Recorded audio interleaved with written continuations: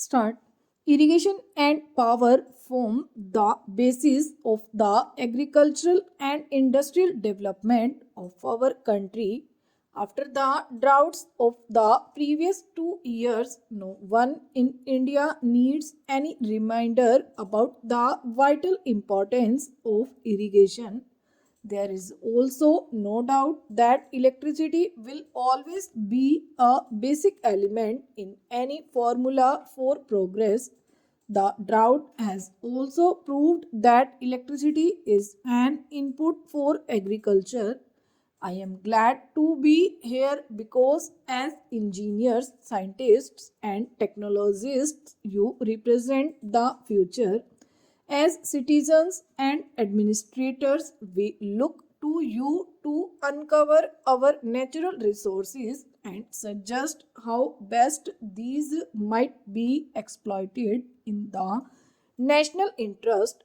Technology is moving ahead in every direction, and day by day new opportunities are opening up before all of us.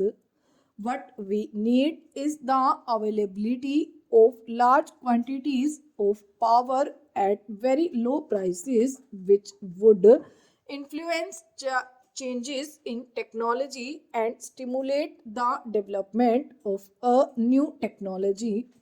We have vast water resources in the Indo-Gangetic basin, of which I am being constantly reminded by our Minister Dr. K.L. Rao. These must naturally be tapped for irrigation.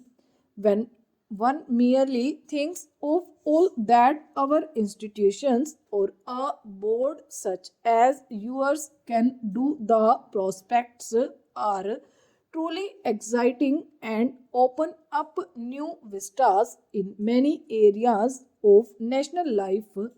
You have already mentioned, Mr. President, the importance of electrification, and I am glad to find that some aspects of rural electrification figure on your agenda. In most of our 5 lakh villages, people are still prisoners to daylight and therefore have a short working day. At one time, we hoped that we would be able to electrify at least 1 lakh villages by 1990, which is the Gandhi Centenary year. I still hope that we will somehow manage to reach this target and will continue to make rapid progress towards bringing electricity to the remaining villages. Today, we are able to build a good deal of the generating and transmission equipment which is required, but we have also to improve the economics of our power generation and transmission so as to supply cheap power to needy consumers and yet earn profits on the operations of our electricity undertakings. The development of regional grids will assist in optimizing the distribution system. This will be a great help to enrich all of us and yield better and quicker results. Only a fraction of the cultivated area is at present irrigated. You, Mr. President, have remarked that we can double the acreage under irrigation so that cropping can be extended. The amount of land available is fixed, but the pressure on the available land is steadily increasing. There is no alternative, therefore, to increasing the efficiency of land utilization and getting higher productivity per acre. Irrigation is one means towards this end. It is important that we utilize fully and rapidly such irrigation potential as has been already created. I think this requires much closer association then is generally found between the irrigation engineer, the agronomist, and the farm extension worker. Planning for the utilization of water must commence at the time an irrigation project is conceived. It can be left to be taken up when construction is advanced or after storage has been completed. I have been heartened to hear of the good work which has been done in the Kosi area. This might well be a model along with some others to be studied with advantage. India already has what is said to be the largest irrigation system in the world, but I am told that our water management system could be greatly improved. Irrigation can be wasteful, and irrigation without drainage can cause damage.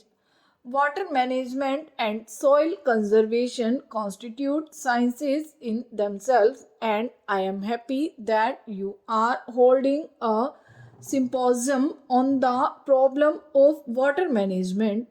Our rivers and our groundwater are national assets which we must use to the best overall advantage.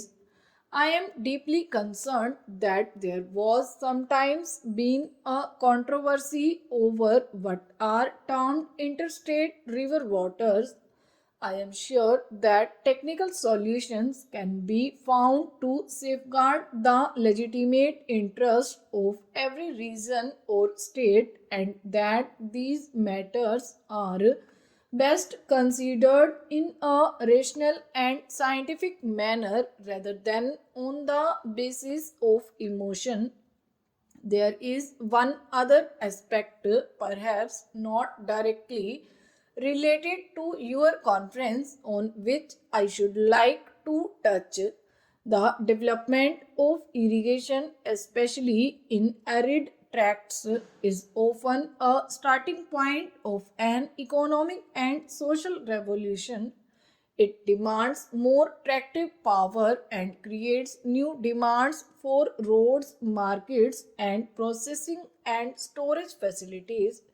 The stimulus which irrigation provides to agriculture also generates new and additional incomes, much of which are invested in the facilities earlier described.